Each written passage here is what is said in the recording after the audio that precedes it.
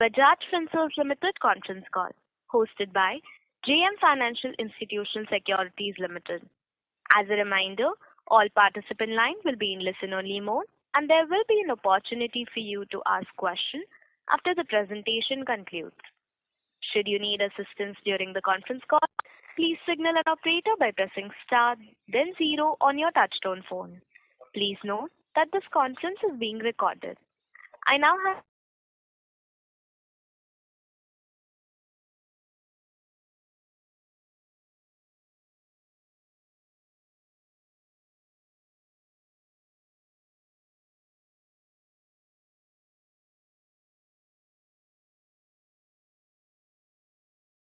and Mr. Ankur Anil Kanwar, CFO Designate, Bajaj Allianz General Insurance Company Limited. With that, I would like to hand over the floor to Mr. Srinivasan for his opening comments. Over to you, sir. Thank you.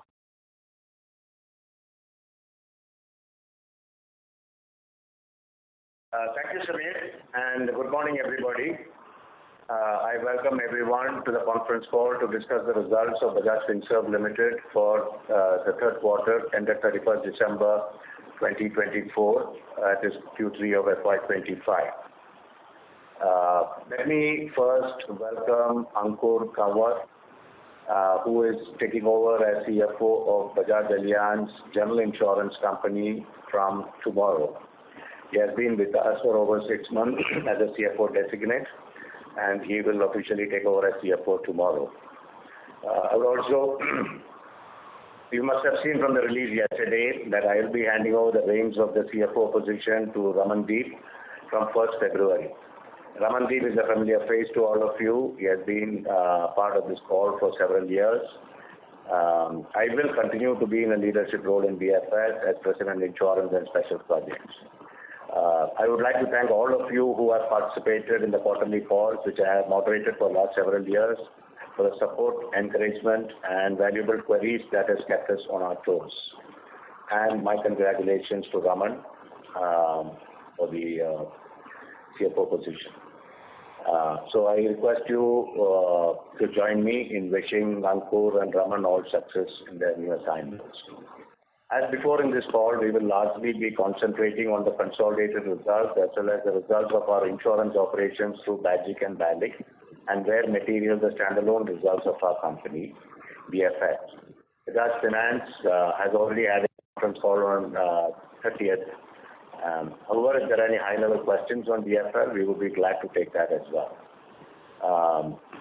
To start with, in regarding to the announcement by Allianz that of their intention to exit from the JV agreement, and all the discussions are still at a preliminary stage and not yet finalized. Therefore, we will not be taking any queries on this during the call. Any statements that may look like forward-looking statements are just estimates and do not constitute an assurance or indication of any future performance result. And as before, you are aware that as required by regulation, while BFS prepares its consolidated financials in compliance with Ind AS, the insurance companies are not yet covered under Ind AS. They have prepared Ind AS financials only for the purpose of consolidation. Accordingly, for Bajaj and BALIC, the standalone numbers reported are based on non-Ind AS accounting standards as applicable to insurance companies. Our results, the press release accompanying the results, and our investor deck has been uploaded on our website within yesterday. I would like to draw your attention to the newly revamped investor deck with more disclosures, which we started from the previous quarter. We do hope you appreciate this and look forward to your feedback. Let me now move on to the highlights for Q3 FY25. Our consolidated total income was up 10% at 32,042 crores. And the consolidated profit after tax showed a 3% increase at 2,231 crores, as against 2,158 crores in the same quarter of the previous year. However, under the Ind AS, the insurance subsidiaries have chosen to hold a large part of the equity securities portfolio as fair value through profit and loss account, and also a certain amount as fair value to other comprehensive income. Therefore, the growth of the profit after tax, excluding the unrealized mark-to-market gain and loss, and including the realized equity gains booked under OCI for the quarter was 23%, and for the 9 months was 13% over the same periods of the previous year. So overall, the core operating result of our company, we believe, has been very satisfactory for the quarter. During the quarter, Bajaj recorded top-line growth of 46%. However, if we were to exclude the volatile crop and government health, and also the impact of the 1/n, which is a new accounting methodology that was implemented because of IRDA's regulations, the growth would have been 6%. Previously, all long-term policies, which include certain types of health policies, some long-term dwelling policies, and certain other types of policies that Bajaj used to write, were accounted as premium on assumption of the risk. However, from this quarter, as per regulation, these premiums, gross premiums, are to be deferred over the life of the policy. There will be an impact on top line because of this. There may also be an impact on net return premium and the ratios such as combined ratios. But in terms of the underwriting result and profit after tax, this is profit neutral. For the quarter, Bajaj recorded a profit after tax increase of 39% at 400 crores versus 287 crores. And the ROE is 14%, not annualized, versus 11.1%. The combined ratio, 101.1% versus 102.9%. Overall, I think Bajaj's combined ratio performance continues to be satisfactory, and the profit growth is also quite strong. Bajaj recorded a top-line growth in terms of individual rated new business premium was quite muted in the quarter, mainly because of the change in the product mix and the change in the distribution arrangements that the company is making on account of the new surrender regulations. The company is focusing now on creating a sustainable product mix over the years, and if there are any questions on that, the Bajaj team will be, Tarun and Vipin will be pleased to handle that. Overall, the gross premium, return premium increased by 16% at 6,361 crores. The profit after tax was higher by 106% at 222 crores versus 108 crores, which was also aided by a tax reversal of about 60 odd crores.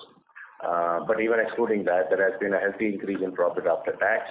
The new business value, which is the metric for life insurance, increased by 1% from 251 crores to 254 crores, reflecting the efforts to adjust the product mix as well as the impact of the new surrender charges which kicked in from 1st October of this year. PFR had a very good quarter this time. The consolidated net income was up 26% at 11,673 crores. And the consolidated profit after tax was up 4,300 crores with an ROE of 19.08%. Given the general muted performance by the lending sector across banks and NBFCs, this result is very, very healthy. Now coming to Bajaj, the growth for the general insurance industry during the quarter is 7.3%, with private sector growing at 5% and public sector at 11%. The growth has increased slightly from the previous quarter, largely driven by the public sector players. I already mentioned about the 1/n regulation, which is causing a bit of distortion in apples-to-apples comparison. So as we go forward, we'll continue to call that out for at least another couple of quarters. The gross premium for Bajaj grew 46% and 6% excluding tender-driven crop business and the 1/n basis impact. The combined ratio already mentioned. The underwriting loss is again something which we're talking about at 43 crores was an underwriting loss of 85 crores in the previous quarter. And if you see the industry as a whole continues to bleed heavily in 4 and 5 figures for the whole year. The investment income and other income for Q3FY25 increased 23% to 577 crores. And the AUM as on 31st December stood at 32,633 crores, which is an increase of 8%. This is after paying a fairly healthy dividend of 662 crores for FY24. So the company continues to generate good float, and this augurs well for the future as well.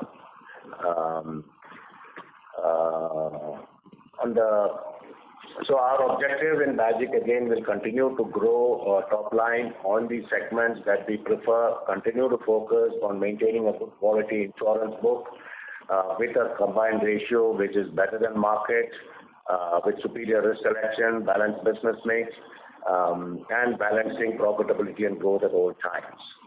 On the customer front, Bajaj relentlessly drives the theme of caring the viewers, and we continue to remain focused on customer obsession. And in the investor deck, you'll find several metrics related to NPS as well as our digital initiatives for improving customer experience. In a market which is intensely price competitive, we believe this displays Bajaj's commitment to a balanced and profitable growth on the back of broad distribution and prudent underwriting while focusing on best-in-class service. Again, a solid result from Bajaj in terms of strong profitability and with a growth better than industry.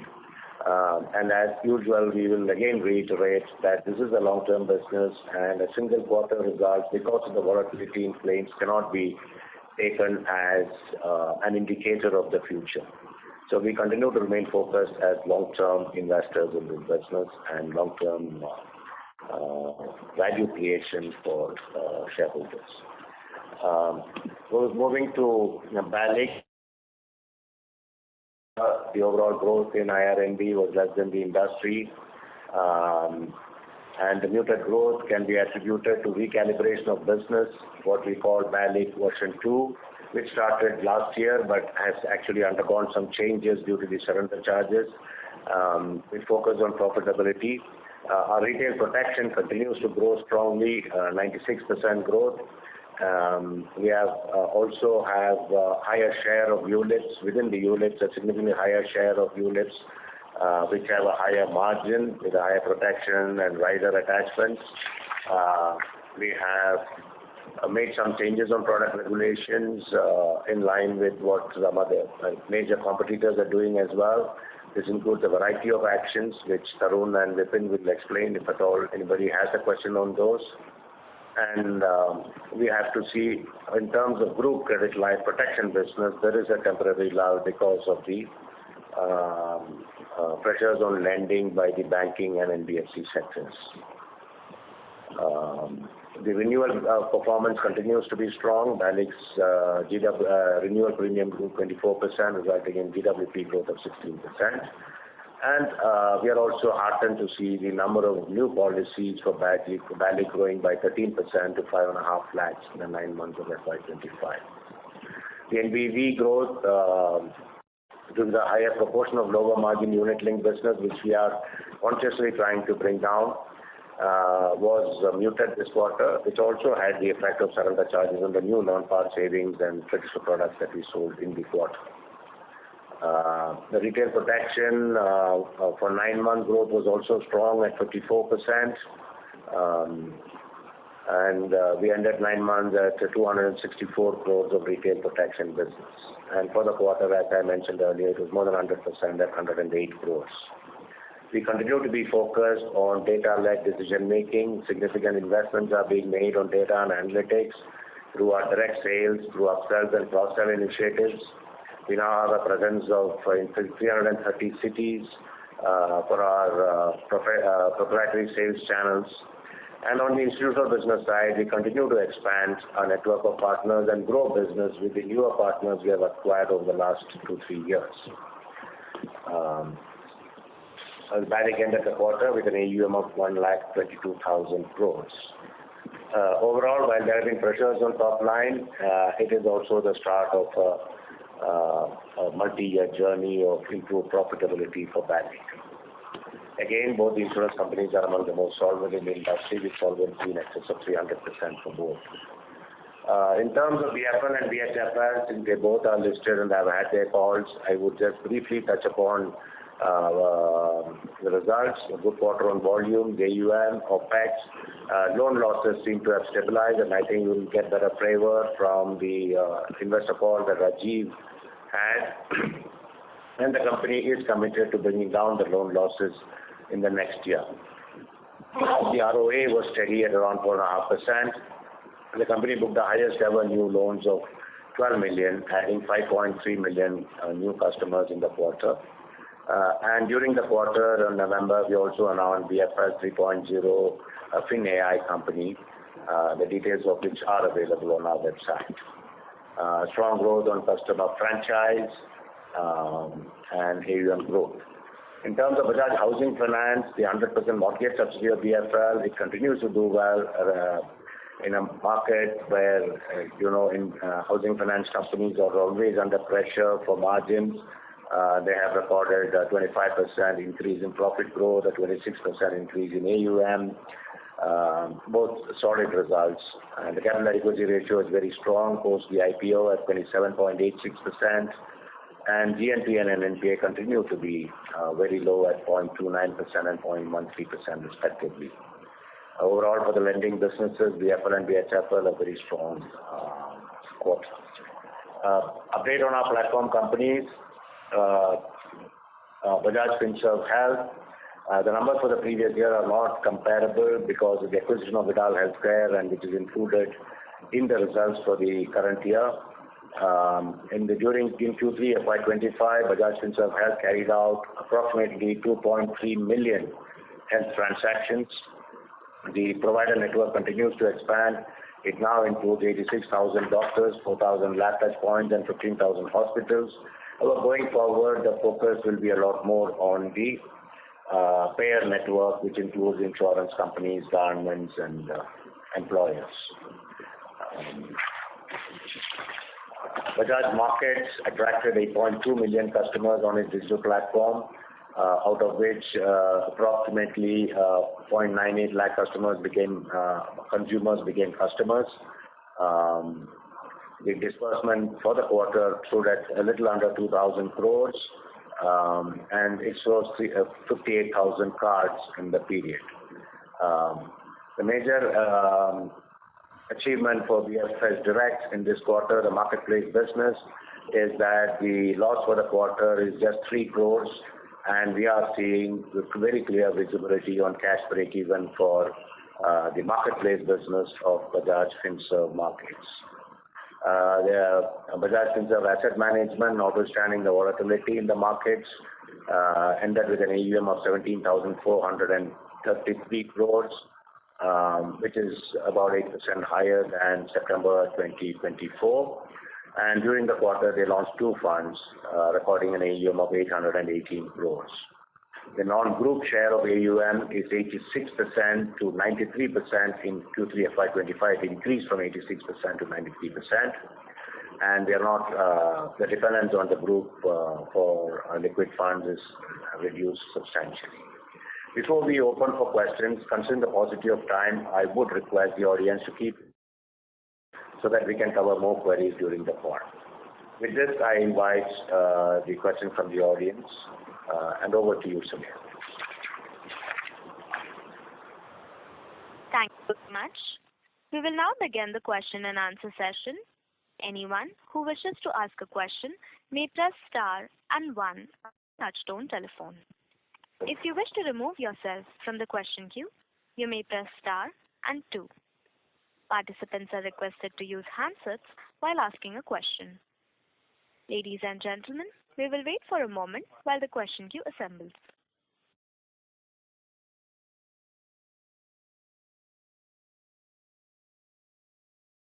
The first question is from the line of Mehak from MK Global. Please go ahead. Yeah, hi. Thank you for the opportunity, and first of all, congratulations to Ramandeep sir. My first question would be regarding Bajaj. So just wanted to know what has driven the increase in the loss ratios for the motor TP segment, and if you could give us any color on the reserving experience. Secondly, the question would be on the retail health side. So IRDAI had kind of published a circular capping the price hikes in the health products to 10% for senior citizens. So just wanted to know your comments on how this impacts your business and overall how you look at for the industry as well. And my third question would be for BALIC. So if you could just give us some more details on how you have kind of changed the product mix strategy post the implementation of the new surrender regulations. That would be from my side. Yeah, Tapan, would you like to take the first two questions and then Tarun? I think let me answer the health part, and the loss ratio I'll ask Raman to take that one on the TP part, but I will try and know. See, on the health, the regulation on senior citizen capping 10% growth, we welcome the regulations on that basis, because if you look at the principle of insurance, it is to take care of societal need which is there. That's how insurance industry got created. Now, on a senior citizen basis, if the price goes up substantially, it becomes unviable for them to insure, and they get left out in this basis. The way insurance operates is that you collect money from many to pay to a few. And that is why when the regulator says senior citizen, they give you an option that you can do price correction at all levels so that your overall portfolio looks good. That is how the balancing has to happen. So it is not that if they do senior citizen, then you are stuck there, because you have a cohort of book, and then looking at your loss ratio, you put that. To look at the circular carefully, it also states that the insurance industry should collectively look at negotiation rates of the hospital. It's a very balanced circular, which is very customer focused in perspective of the senior citizen. So I think it will be good for the industry. And the industry will balance pricing in a way that the senior citizens don't get marginalized and left out from the benefit of the insurance and the world there. So that is the point of the circular, if you look at it in totality. Coming to the TP reserves, and if you look at the reserves, I've said this in the earlier calls also. The best way to look at is that what are the release which happens from a company perspective in terms of what was reserves and the claim settlement ratio. Bajaj always had a very positive release in terms of the reserving and the settlement. The delta has always been very positive on that basis. And the correction keeps on happening as we progress. So at no point of time will you have seen in 23 years of Bajaj that there would be a situation in which the reserving was less than the claim settlement. So it has always been adequately reserved, and it had always been done well. Now, I'll hand over to Raman if he wants to add something to this. Yeah. Hi, Mahek. Yes, so Mahek, if you recall Srini's comment in the opening speech itself, which said that ideally from a GI perspective, we should not look at quarterly loss ratios. What the right measure is to look at on a longer term basis. So if you look at some aberrations which are there in the quarter, essentially come because there is a lag between reported claims and when the IBNR gets adjusted by the actuary. And hence, we often make this comment. But if you look at on a 9-month basis, our actual loss ratios are lower than what it was in 9 months last year. It's actually down from 79.5% to 77%. So it's just the aberration of the quarter which gets settled in the subsequent quarters. Okay, thanks. And lastly on the BALIC. Yeah. So on the product mix strategy, that is a very specific question you asked. What we've done is, unlike the rest of the sector, which has changed largely the traditional plans only, we've gone ahead and relooked at the entire product mix. We looked at the entire product structures that we have. So it's not just about the mix. It's about the structure for each product that we had. And we've gone ahead and changed practically all our products, including ULIP, par, and non-par. As a result, what we've started doing in ULIPs is a significant percentage of our units now are with inbuilt riders and higher protection. That is a significant change that we've brought in. And of course, the traditional plans changes have been significant as well. In terms of, if I look at Q1, Q2, Q3, we've also brought down our product mix in ULIP because while the rest of the sector has actually taken it up, which to an extent also contributes to our muted growth. Got it, sir. Thank you so much. Thank you. The next question is from the line of Madhukar Lahadi from Nuvama Wealth Management Limited. Please go ahead. Hi, morning. Thank you for taking my question. First question on BALIC. So we see the growth has obviously come off significantly in this quarter, and the mix has also changed. So what I wanted to get a sense of is, and in the last few years, we've grown very rapidly. So wanted to get a sense of, what the growth trajectory in the near term would shape up like. Or should we take this quarter as an aberration with sort of growth returning back to the 20-25% sort of levels? And also then what product mix should we expect on this? And then on the health side, I think there is significant health insurance side. There's significant confusion in terms of what sort of commission payouts and the way commission payouts should happen. While I think GI Council, IRDAI want commissions to be paid sort of on a yearly basis, and if payments are made, then DAC is not allowed. I think large part of the distribution community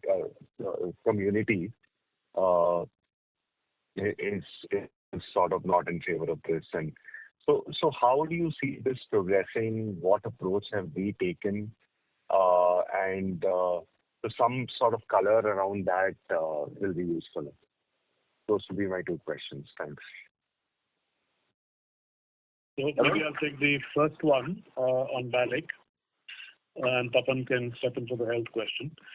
So we had indicated very clearly in the Investor Day that while we've had I'd use the word trailblazing growth in the last 7 years, and particularly if you look at the last 3 years, we've been the fastest growing across the sector with a CAGR of 27%. This quarter, while the changes were happening, we purposely took a pause and relooked at our entire product structures. With this change happening, it was obvious that the focus now is on profitability and profitable growth.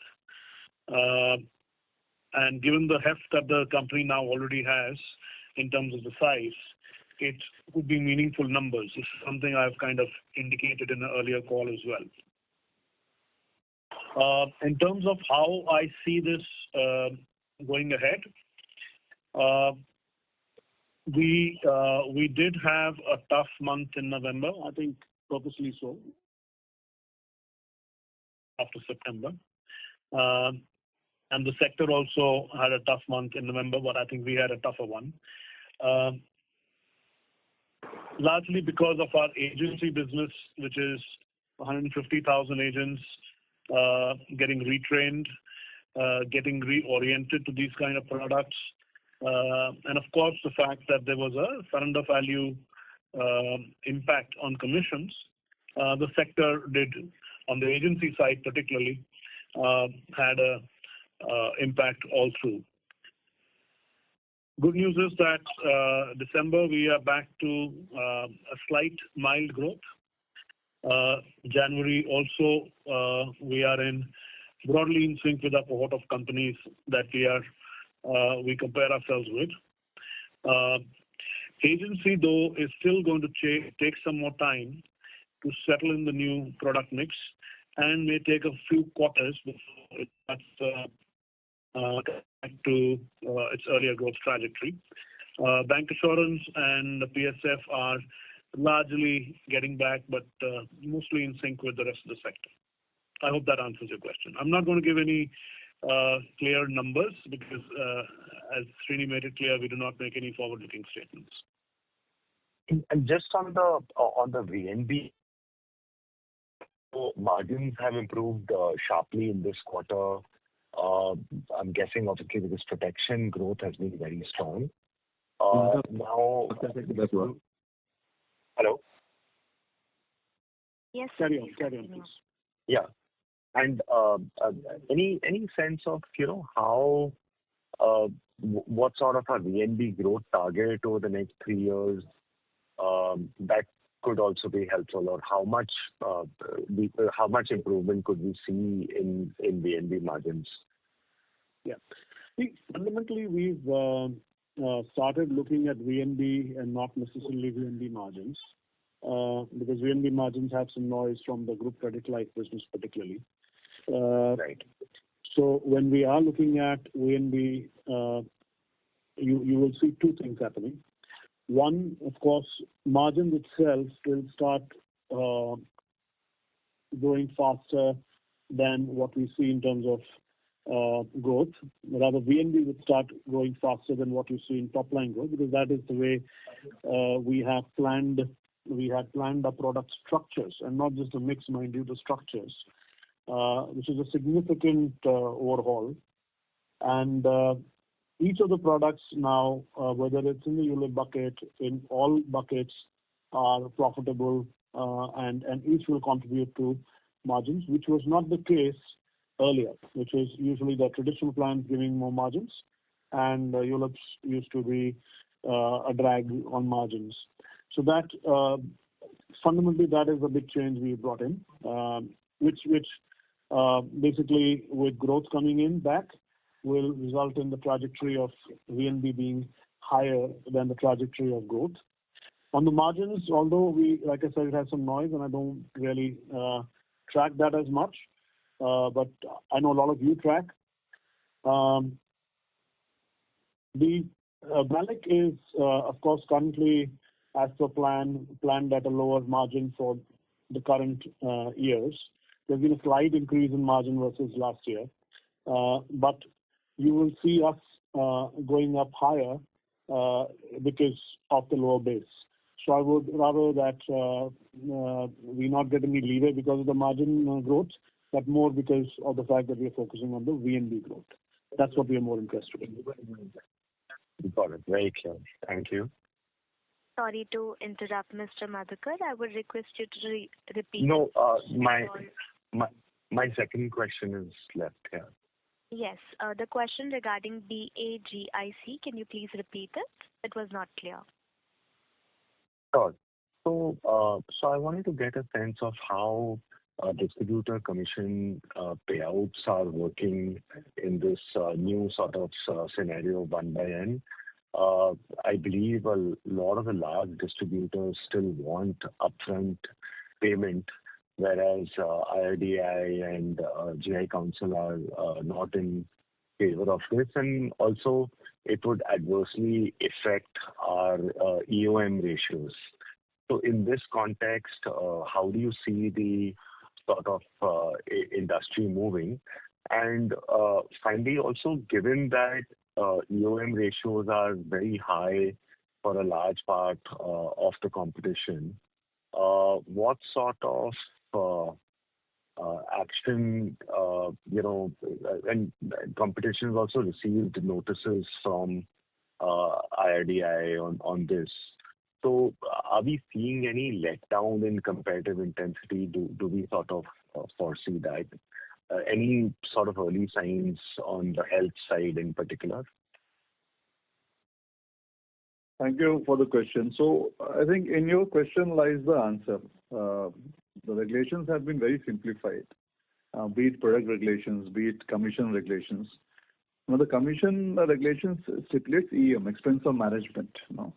Well-run companies who have EM less than 30, which is what they have to be there, I don't think they have any stress in terms of how they look at commission pay. And the regulator does not stipulate how you pay commissions. It stipulates that you should be under the EM.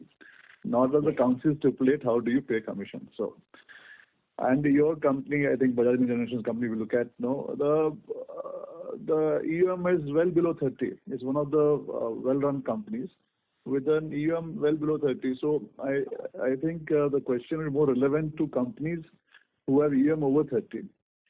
And that is essential. I think it's a good practice because at the end of the day, what the policyholder gets also has a determination in terms of how your expense management plays out. And Bajaj has been a company, and from inception, we see it's been one of the lowest company in terms of expense ratios which should be there. So from that perspective, I don't think this has any impact on the company. And if I look at the industry also, if I look at overall numbers for businesses, first and foremost, business which is long term is not so significant in the overall business industry. Having said that, even there I don't see much fall in terms of the business falling or the distributor not selling for overall for industry also.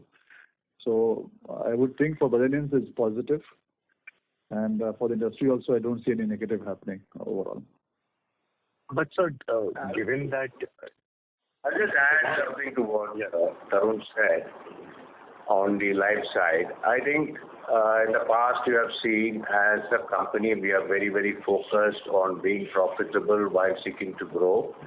And there have been many instances. Even in 2018-19, I think we took a call to bring down ULIP from 70% to 40% in order to stabilize our profitability and margins. In the same way you will find in Bajaj also quarter on quarter, year on year, there have been many changes that we make as we see the market economics develop. So clearly the actions that life company is taking, Tarun and team are taking, are predominantly to weed out those segments of business which are not likely to give us profit. At the same time, focusing also on rebuilding the right product mix, a more sustainable product mix. We believe in the long run, the life business is all about balance. Balance across distribution, between channels, balance across products, in terms of risk between par, non-par savings, term and ULIP, and balance between profitability and growth. That will give us a longer roadway of consistent performance. So I think as a general message I'm saying this because this question will keep coming up because there is a temporary headwind because of the surrender regulations. And of course, at the current time, there are also cyclical headwinds in the form of lower disbursement. So aggregate margins may not reflect the actions that the company is taking. So the next few quarters, you will see this evolve into hopefully a leaner, fitter, meaner BALIC. And that is the direction that the company we think will take.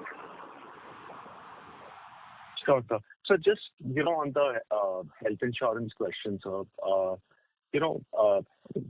my question was more with respect to sort of competitive intensity because a lot of the smaller players are running at EOM levels which are above sort of 30-35%, for private and SAHIs. So in this context, paying upfront commission further increases those ratios. And loss ratios have also remained quite elevated on the health side. In that context, do we see some sort of corrective action in terms of pricing or some competitive intensity let down? Any early signs of that or your thoughts on that if you would expect anything like that? Plus now, senior citizens pricing is also capped. So if as your sort of population ages, those cohorts age, you will not be able to increase pricing beyond sort of 60 years of age, beyond sort of 10%. So does that mean that pricing for the at an entry level also increases? Yeah. So on the health context, some sort of understanding and clarity over here, I'd appreciate. Yeah. So again, I think the question is a broad question for the industry. It is not specific to the company. As I said, for Bajaj Allianz General Insurance Company, it is positive. Whatever you have said, so this company operates well below the EM limit of 30. So it has so obviously this doesn't have an impact here. For smaller companies, if they are over 35, they have to correct themselves at 30. They have to have a clear glide path and they have to deliver on that basis. The regulator is very clear on that. So obviously they have to decide a strategy. I can't speak for them. In terms of senior citizen cap at 10% movement, it is that any increase in price should not be above 10%. And if you look at the overall portfolio, what percentage is senior citizen? What percentage is the normal increase in price that should happen? And you spread across the entire cohort. And then you, in that circle, you should also read the other part that regular clearly says that the industry should come forward with an agreement with hospitals in terms of standardized rates and procedures. That will also have impact on the overall loss ratio.